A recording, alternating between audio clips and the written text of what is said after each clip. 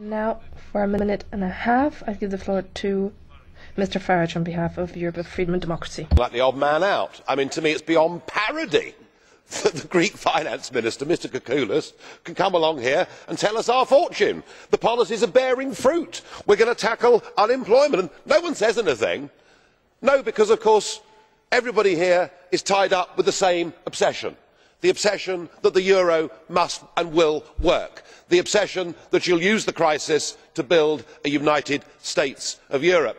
What you could have told them, Mr. Kokoulis, is that, according to the respected medical journal The Lancet, there are now 800,000 people in Greece without access to welfare or medical care. You could have told them that. But even if you had, they wouldn't have listened. So obsessed are they with building the euro. OK, simple lesson in economics. When you have two countries that are completely at different stages of the economic cycle, one currency needs to devalue. But if those countries are pegged or tied inside the same currency and they cannot devalue, you have to devalue the country. And that is what is happening to the Mediterranean.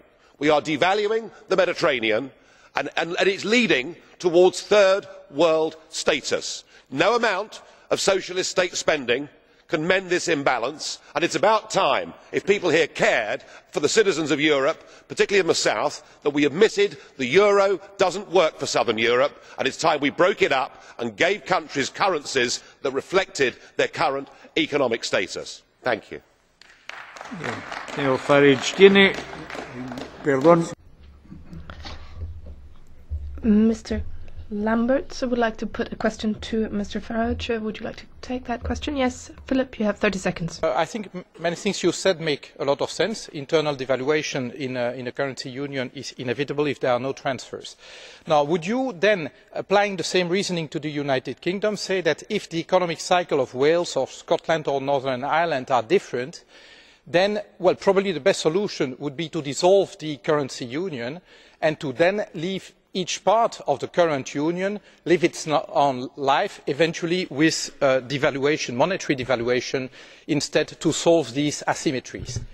Thank you, Philippe. Mr. Farage. Late Eddie George, Governor of the Bank of England, made. He said it's tough enough to have an interest rate that works for Newcastle and London, let alone to have one that works across the whole of Europe. So there is a valid economic argument. However, the taxpayers in London do not object strongly to transfers going to Newcastle or Scotland or wherever they may be needed, because we are part of the same country. And the problem you have got with the eurozone is not just this huge economic imbalance between north and south, but that increasingly the taxpayers of the north do not want to go on subsidising the south, because there is no sense of European identity. We are very different countries.